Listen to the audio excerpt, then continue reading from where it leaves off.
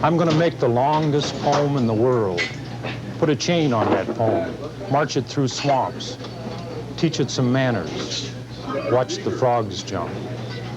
That poem's going to be powerful, but a good poem.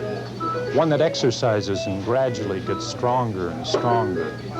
Looks fierce at bullies on the beach. Protects the women and children. And that poem will do dishes half the time, for sure. Good, come on, let's put Won't this exploit anyone. Stuff. Let's get the Not hockey even... game on. Come on. That's enough for us, And when me and my poem are done with the dishes and the windows are washed and the floors are all by Greg spiffy. Smith, sent back into the Buffalo zone. And back to play it for the Sabres goes Mike Ramsey. Sports. Back behind. If only poetry had that kind of operation.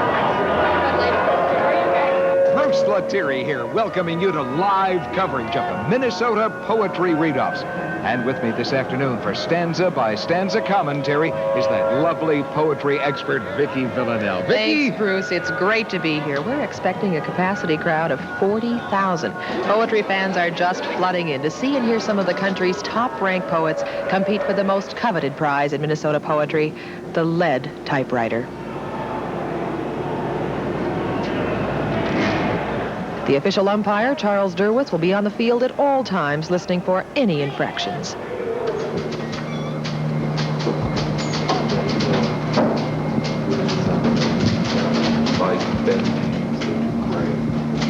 I'm going to make the longest poem in the world. Clyde Elk, a poem about his father.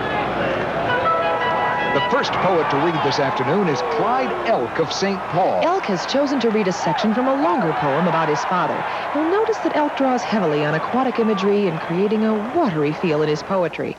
I am guiding the canoe upstream, slowly past the places where you think trout are.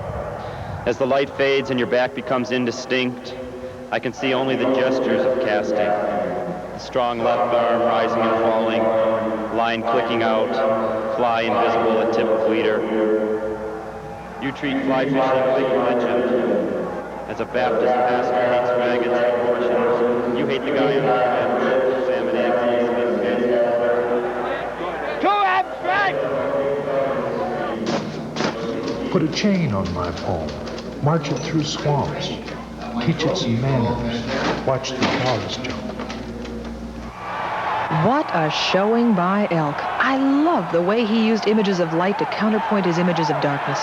Just super. Bruce? Oh, I liked it too, of course. I love fishing. Never go out and try and catch my limit. Just have a good time and relax. Next up is Tony Blackwell, one of the area's most prolific writers. 17 books of poetry to his credit, and he's only 28. Now, he'll read a poem called Birth.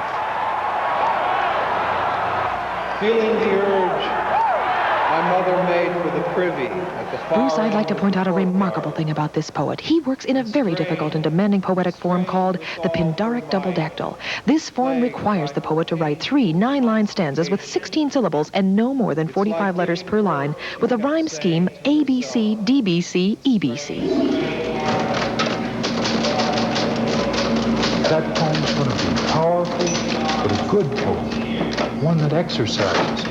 Gradually gets stronger and stronger and stronger. Blackwell is obviously trying to score extra points for difficulty. So far, only the Japanese have ever tried such a maneuver in competition.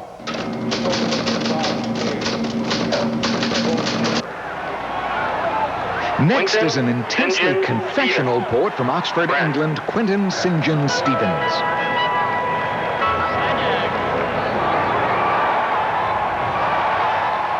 The title of my poem is Friend. Friend, I'll miss you. I guess I'll always remember your smile, the way you lit up the room with it.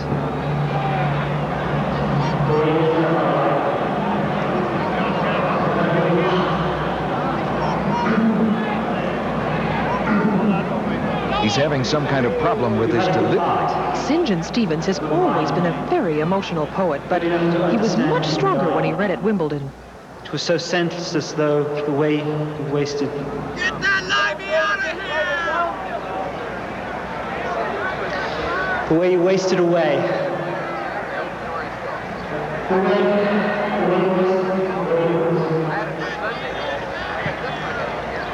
I'm sorry, I don't think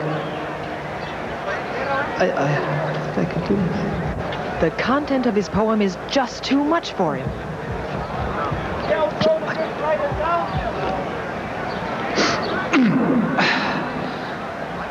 Good enough to understand you were dying, and so He's down on the podium. It looked as if he were overcome with sadness in the middle of his poem. Wait, it looks like he might be able to continue.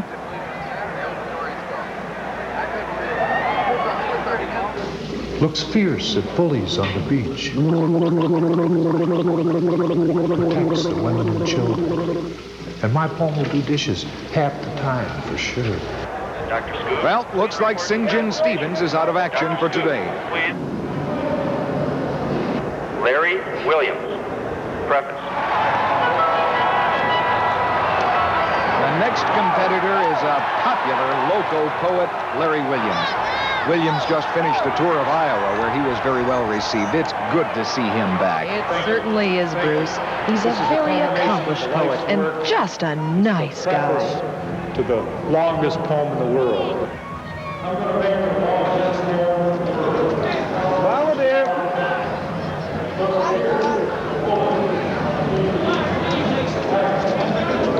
Follow there. Peanuts here.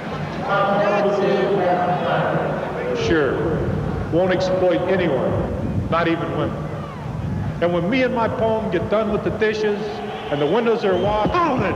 Me and my poem? Yeah. Grammatical This is a poetry error. reading, not an RC commercial. Charles Derwith, today's head umpire, has called Williams on a rule infraction.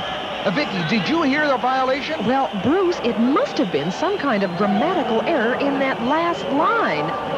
Take your grammar and shove it!